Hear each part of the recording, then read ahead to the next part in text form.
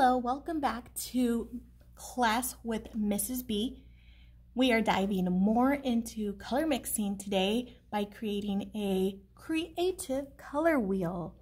So I know the last time we met, we created and practiced mixing our primary colors, which again, were going to be our yellow, our blue, and our red. So what we are doing today is creating another color wheel, but making it more our own.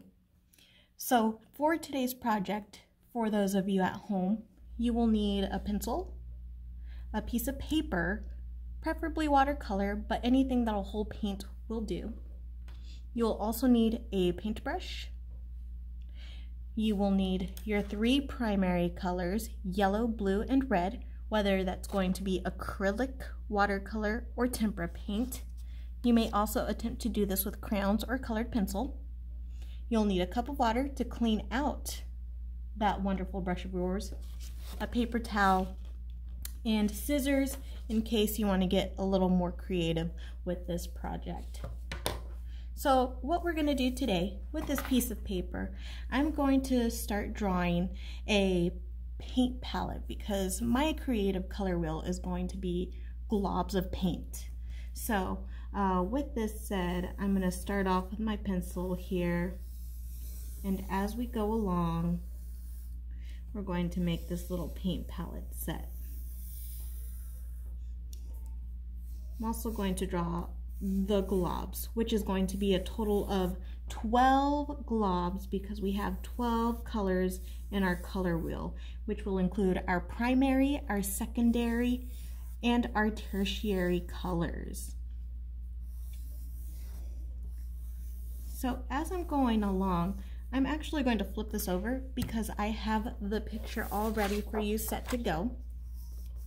Here is the picture of my paint palette, the thing the artist holds to paint with, and the paint globs. I went ahead and did this in pens so you were able to see this a little better. And so the way I'm going to start this off is I'm going to go ahead and take my brush and dip it in the water. And we're going to start off with our primary colors. So I'm going to start off with yellow. I'm going to paint in my yellow glob here. And like we did with our color wheel practice, we're going to start mixing colors, but I prefer to start with my primary colors before I go into anything else. Now I'm going to go into my red here with a clean brush. And I'm going to put my red down here.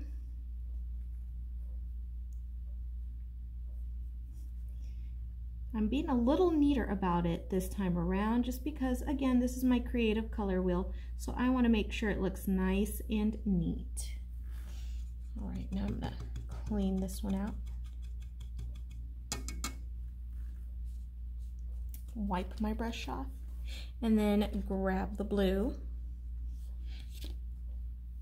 And my blue will be right over here, my blue paint glob. And I'm going to quickly but neatly paint it in. Now at home, you may need to take a little more time, but for time's sakes and showing you how to create these, I'm going to go ahead and clean my brush. Now I'm going to start mixing my secondary colors, which are going to be my orange, my green, and my purple. So I'll go ahead and start off with my orange, and I'm going to pick up some yellow paint on my brush and set it aside on my plate, then clean out my brush as I always do. Now, do you have to make a paint palette like this? No. You can make your color wheel into stars, you can make them into hearts, paw prints. There's a couple of examples that I have posted up for you in the Google Slides themselves in our lecture. So be sure to check those creative color wheels out and you can choose maybe your own favorite color. All right, there's my orange. I'm going to go ahead and paint my orange glob in. And then I'll clean out my brush and create my nice purple. And then my green. Because again, I'm starting off with those secondary colors. So I'm going to go pick up some red here, clean out my brush, And I'm going to pick up some blue so I can make a beautiful purple color. All right, that's a pretty nice purple. Make sure when you mix your colors they're mixed all the way. You don't see any other colors, any of the red or any of the blue by itself before you put it on to the paper. Otherwise, you will notice that the paints don't mix on your paper as well, and you'll have kind of a rainbowy tie-dye color going on, and that's not what we're going for this time around, although it looks pretty neat. That's not our goal for today. All right, now I'm going to make green, so I'm going to go ahead and pick up some yellow and put it aside, clean out my brush. Very important to clean out your brush in between switching colors to keep those primaries nice and clean. I'm going to pick up some blue, mix those together, and I'm going to make a nice green. Make sure you mix those all the way to where you don't see any of the other colors there. So just mix, mix, mix a little more. There's my green, so I'm going to go ahead and paint my green glob. All right, now that we have our secondary colors ready to go, we're going to create our tertiary colors. And remember, the way we create those tertiary colors is to take a primary color and add it to your secondary color. So I'm going to go ahead and make a yellow orange. I'm going to take my primary color, yellow, and put it into my orange, which is my secondary color, and mix it together. Mix, mix, mix. Mix it away. And as you can tell, that has become a nice, beautiful yellow orange. And when you go to put it down on your paper, after you've drawn your creative color wheel, you can tell the big difference between that yellow orange and the regular orange.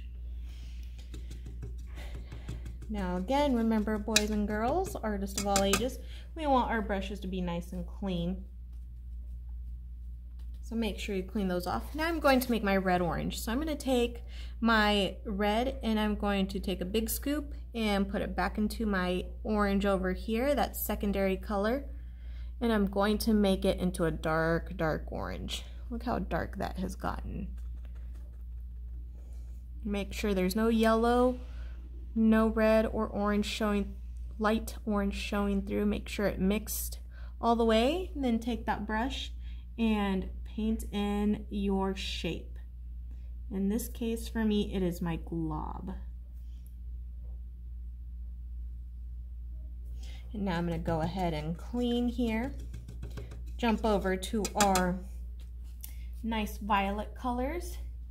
So now I'm going to make red purple. I'm going to take an extra scoop of red and add it to my secondary color purple. So taking my primary color red and mixing it in with my purple to make sure it's nice and mixed. Once you notice that there are no other colors showing through, go ahead and take that color and paint in your shape and get this nice, beautiful reddish blue or reddish purple color there. Mix, mix, mix, clean, clean, clean. All right. And I'm going to move on again to my blue purple now. So I'm going to add more blue to this purple. Make it really dark, almost really blue. Don't be afraid to use a good amount of paint too. If you use too little, it'll dry out on you before you get to mix it up because acrylic does dry fast. So make sure you get enough paint there to mix up. Here's my blue purple. It almost looks darker than the blue, to be honest with you, but that's how that one works out. Now I'm going to go in and paint my yellow green and my blue green. Start off with my yellow green here. Mix up that color. Mix, mix, mix until you can't see any colors anymore other than a solid yellow green. I'm going to paint this one in here. And you can tell the huge difference again between that yellow green and that regular green. It's quite a huge difference. And now I'm going to mix my blue-green. Final color of the day. Mix, mix, mix until you can't see the separate colors anymore, until it is one solid color. All right, and now you're gonna go in and paint that final color in. See, there's a huge difference between the blue-green and the regular green, as well as a difference between the blue and the blue-green.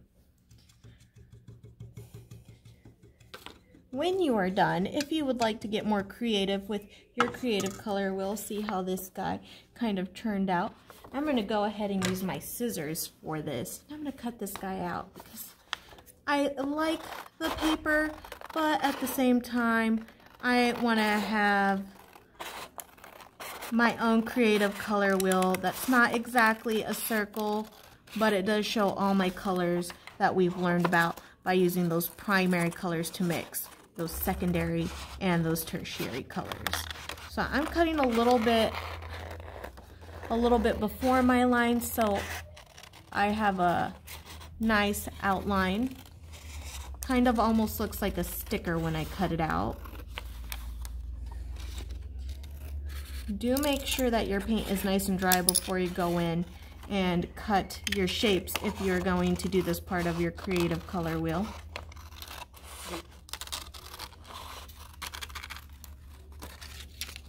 Get rid of this stuff in here. I'm going to go ahead and cut that center part in there just because that'll give it more of a 3D effect. So I'm going to punch a hole through that.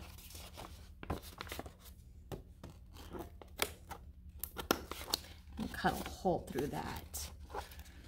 Make it more 3D.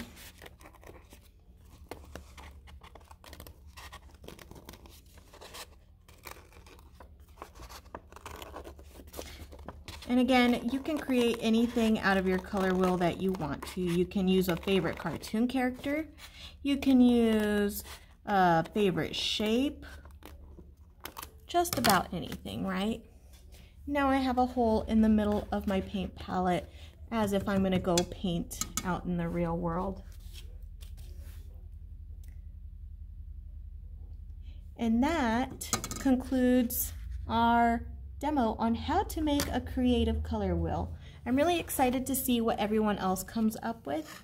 So if you have any questions, please feel free to email me or reach out to me on the Google Classroom. Otherwise, I can't wait to see what you come up with. Have a great day and a lovely weekend.